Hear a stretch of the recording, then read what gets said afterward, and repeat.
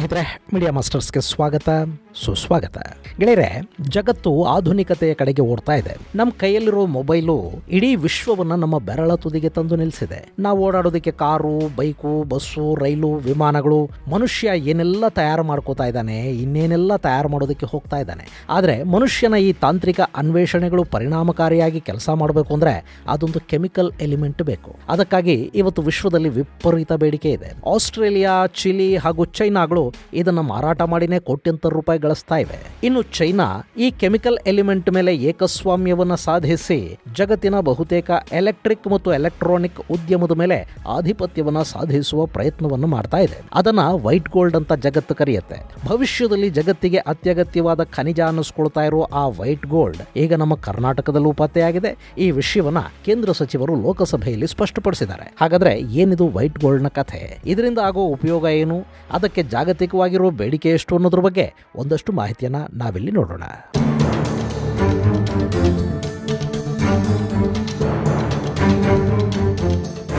ಗೆಳೆಯರೆ, ಎಲೆಕ್ಟ್ರಿಕ್ ವಾಹನಗಳು, mobile phone, laptop, digital camera, ವಿದ್ಯುತ್ ಉಪಕರಣಗಳಲ್ಲಿ ಬಳಸುವ ಬ್ಯಾಟರಿ ಇದೆಲ್ಲ ತಯಾರಾಗೋದಕ್ಕೆ ಅದೊಂದು ವಸ್ತು ಬೇಕು. ಅದು ಜಗತ್ತಲ್ಲಿ ಸಿಕ್ಕಿರೋ ಅತ್ಯಂತ ಲೈಟ್ ವೆಯ್ಟ್ ಖನಿಜ.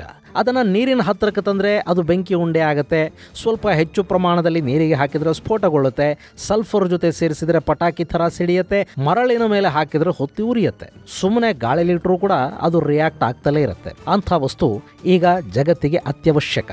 ಅದನ್ನ ಸೀಮೆ ಎಣ್ಣೆಯಲ್ಲಿ ಶೇಖರಿಸಿ ಇಡುತ್ತಾರೆ. ಆ ಮೂಲಕ ಅಗತ್ಯಕ್ಕೆ ತಕ್ಕಂಥದ್ದನ್ನು ಬಳಸ್ಕೊಳ್ತಾ ಹೋಗ್ತಾರೆ. ಅಂದಹಾಗೆ ಆ ಖನಿಜದ ಹೆಸರು ಲಿಥಿಯಂ.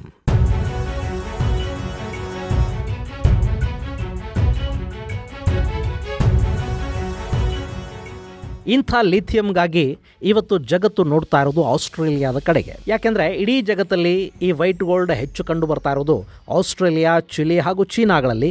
ಆಸ್ಟ್ರೇಲಿಯಾ ವಿಶ್ವದಲ್ಲೇ ಅತಿ ಹೆಚ್ಚು ಲಿಥಿಯಂನ ಉತ್ಪಾದಿಸುವ ರಾಷ್ಟ್ರವಾಗಿದ್ದು ವಿಶ್ವದ ಒಟ್ಟು ಉತ್ಪಾದನೆಯ ಪೈಕಿ 46.9% ಪಾಲನ್ನ ಆಸ್ಟ್ರೇಲಿಯಾ ಒಂದೇ ಕೊಡ್ತಾ ಇದೆ. ಆ ನಂತರ ಚಿಲಿ ಇದೆ. ಅದು ಜಗತ್ತಿನ ಒಟ್ಟು ಲಿಥಿಯಂ ಉತ್ಪಾದನೆಯಲ್ಲಿ 30% ಪಾಲನ್ನು ಹೊಂದಿದೆ.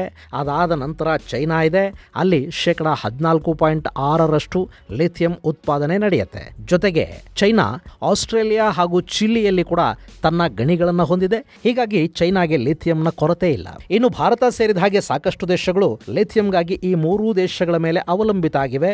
ಅದರಲ್ಲೂ ಭಾರತದಲ್ಲಿ ಬಳಕೆಯಾಗ್ತಾ ಇರುವ ಬ್ಯಾಟರಿಗಳ ಪೈಕಿ 70% ಲಿಥಿಯಂ ಮತ್ತು 70% ಲಿಥಿಯಂ ಅಯಾನ್ ಬ್ಯಾಟರಿಗಳನ್ನ ಚೈನಾದಿಂದ ನಾವು ಆಮದು ಮಾಡ್ಕೊಳ್ತಾ ಇದ್ದೀವಿ. ಇಂಥ ಲಿಥಿಯಂ ಇತ್ತೀಚೆಗೆ ಭಾರತದ ಜಮ್ಮು ಕಾಶ್ಮೀರದಲ್ಲಿ ಕೂಡ ಪತ್ತೆಯಾಯಿತು. ಆದರೆ ನಾನಾ ಕಾರಣಗಳಿಂದ ಅಲ್ಲಿನ್ನೂ ಲಿಥಿಯಂ ಅನ್ನು ಹೊರತೆಗೆಯುವ ಕೆಲಸ ಆರಂಭ ಆಗಿಲ್ಲ. ಈಗ ನಮ್ಮ ಕರ್ನಾಟಕದ ಮಂಡ್ಯ ಹಾಗೂ ಯಾದಗಿರಿಯಲ್ಲಿ ಕೂಡ ಈ ನಿಕ್ಷೇಪ ಪತ್ತೆಯಾಗಿದೆ ಅಂತ ಹೇಳಲಾಗ್ತಾ ಇದೆ.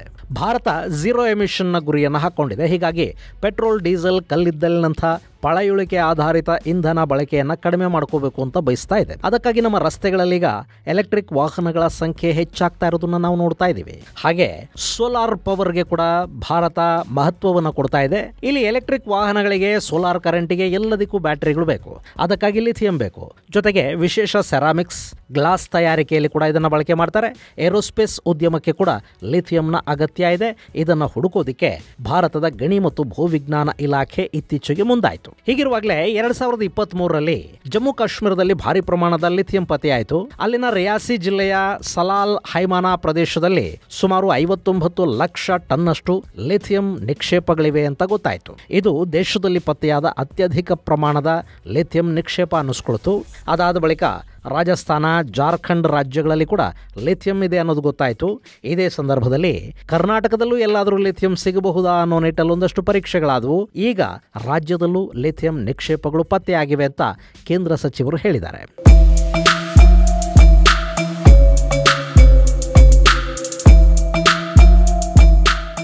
ಗೆಳೆಯರೆ, ಈ ಲಿಥಿಯಂನಿಂದ ಏನ್ ಲಾಭ ಅನ್ನೋದನ್ನ ನೋಡೋದಕ್ಕೂ ಮುನ್ನ ಲಿಥಿಯಂ ಅಂದ್ರೆ ಏನು ಅನ್ನೋದನ್ನ ಹೇಳಬೇಕು. ಲಿಥಿಯಂ ಭೂಮಿಯಲ್ಲಿ ನೈಸರ್ಗಿಕವಾಗಿ ಸಿಗುವ ಒಂದು ಖನಿಜ.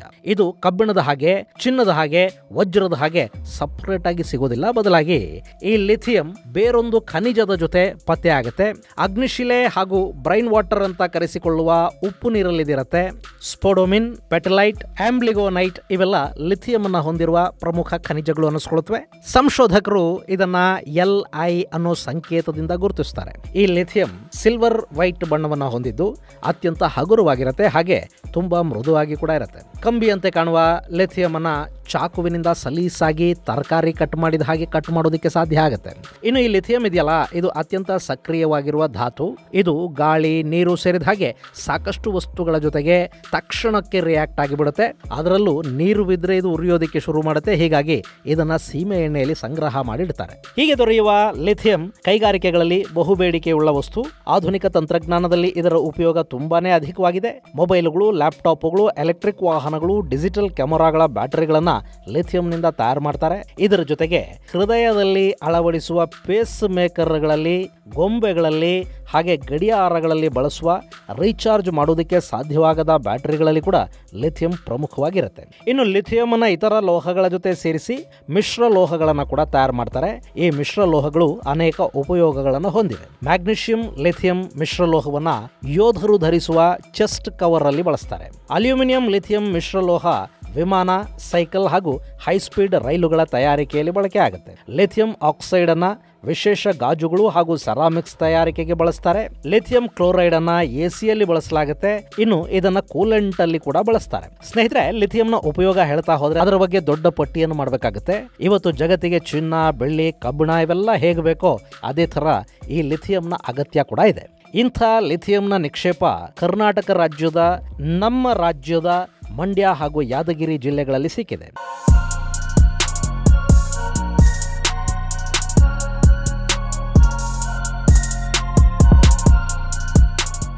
ಈ ಬಗ್ಗೆ atomic minerals directorate for exploration and research AMD ಒಂದು ಸಂಶೋಧನೆಯನ್ನು ಮಾಡಿತ್ತು.